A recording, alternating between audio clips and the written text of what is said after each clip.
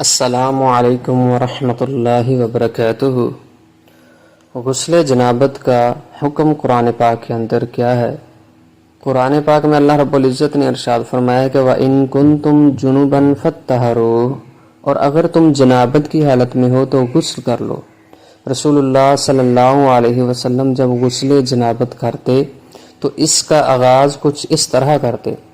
سب سے پہلے ہاتھ دھوتے، پھر سیدھے ہاتھ سے بائیں ہاتھ پر پانی ڈالتے اور اپنے عضو مخصوص دھوتے، پھر وضو کرتے۔ نماز والا مکمل وضو کرنا ہے۔ پھر اپنی انگلیوں کے ذریعے پانی سر کے بالوں کی تہہ تک، جڑوں تک پہنچاتے، خلال کرتے اپنے ہاتھوں کے ساتھ۔ پھر 3 چلو یکے بعد دیگرے یعنی کہ 3 مرتبہ پانی سر پر ڈالتے۔ پھر سب سے آخر میں باقی پورے جسم پر پانی بہاتے، جس طرح ہم عام روٹین میں نہاتے ہیں۔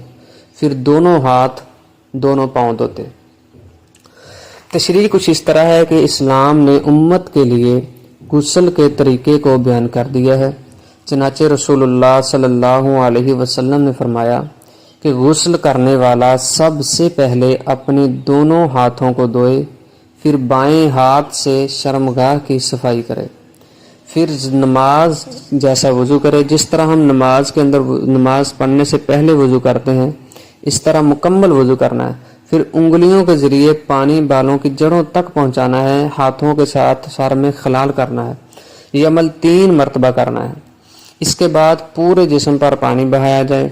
اس طریقہ سے غسل مکمل ہو جائے گا۔ لیکن اگر غسل خانہ کی فرش کچی ہے، غسل خانہ کچا ہے نیچے سے، تو ایسی صورت میں اپنے قدموں کے آخر میں دھو لیں، یعنی کہ اپنے پاؤں جوتا پہننے سے پہلے دھو لیں۔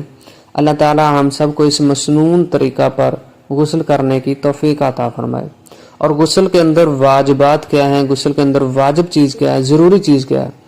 ضروری چیز سب سے یہ ہے کہ جسم پر پانی بہایا جائے، کلی کی جائے 3 مرتبہ ناک کے اندر پانی شامل کیا جائے، ڈالا جائے۔